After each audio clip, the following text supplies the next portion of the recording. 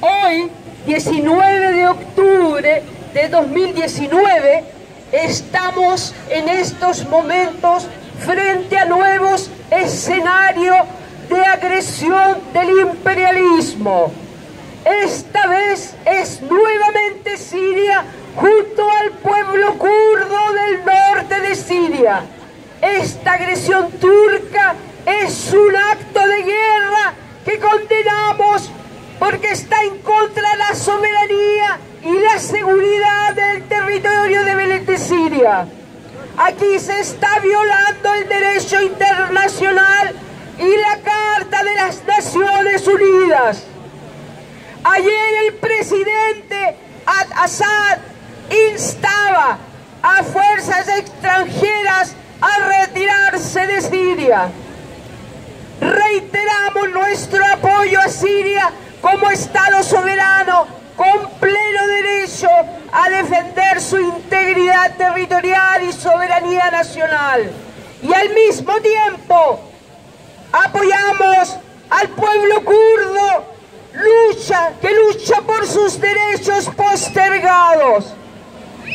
Observábamos con gran esperanza días pasados la lucha del pueblo ecuatoriano en contra de la política económica del gobierno de Lenín Moreno, en contra de la carta suscrita con el Fondo Monetario Internacional y en contra de la desregularización y precarización laboral exigida en el paquetazo del Fondo Monetario Internacional.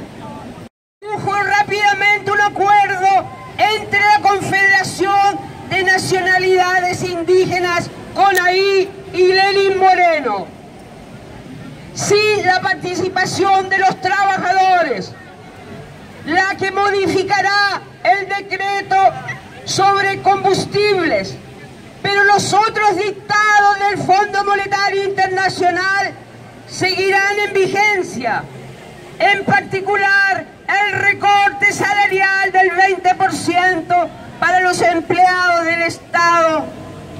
Después de este acuerdo se ha producido una ola de detenciones contra políticos de la oposición y periodistas críticos.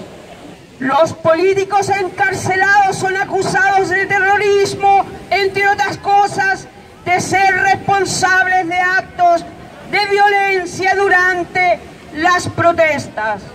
Todos los detenidos pertenecen al partido de oposición Revolución Ciudadana o son cercanos al expresidente Rafael Correa. Mientras tanto, la mayoría de los principales miembros de Revolución Ciudadana han sido arrestadas o se encuentran en el extranjero. Que el traidor Lenín Moreno llegó al gobierno con el programa de la Revolución Ciudadana del expresidente Rafael Correa, con un programa político que posicionaba a Ecuador en la línea con los gobiernos progresistas de la región, pugnando por emanciparse de la pesada tutela de Washington. Pero este revirtió el camino transitado por Correa y lo hizo sometiéndose vilmente a los mandatos de Washington.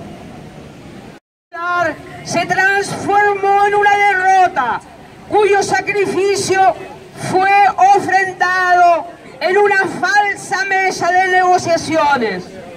Pero estamos seguros que más tarde que nunca, no solo los pueblos originarios, sino también las masas populares y sus trabajadores en Ecuador exigirán que se cumplan sus demandas. La unidad del pueblo es imprescindible. ¡Adelante, pueblo ecuatoriano! De los casi 60 años de bloqueo de Estados Unidos a Cuba, la isla muestra notables logros en materia social y cumple varias metas trazadas en los objetivos de desarrollo sostenible. Por otra parte, el gobierno venezolano avanza en sus acuerdos con la oposición de Venezuela frente a las próximas elecciones parlamentarias y a nivel internacional logró una gran victoria histórica al incorporarse al Consejo de Derechos Humanos de la Organización de las Naciones Unidas. Aun cuando estuvo enfrentada a una campaña feroz por parte de Estados Unidos y sus gobiernos satélites. En nuestra América Latina, sus pueblos continúan luchando por la paz y la justicia social. En Chile, el día de ayer, el presidente derechista Sebastián Piñera, siguiendo el ejemplo de Ecuador, decretaba el estado de emergencia en las provincias de Santiago y Chacabuco ante las protestas de los escolares por el alza de las tarifas del transporte público, criminalizando las protestas y aplicando una fuerte represión contra los jóvenes. Abajo el gobierno liberal chileno. El triunfalismo sobre el cierre del conflicto proviene de una idealización del movimiento indígena ecuatoriano, pasando por alto que este es políticamente muy diverso. No olvidemos que la CONAI y su instrumento político, Pachacutic, han hecho no una, sino que varias veces alianzas con la oligarquía ecuatoriana.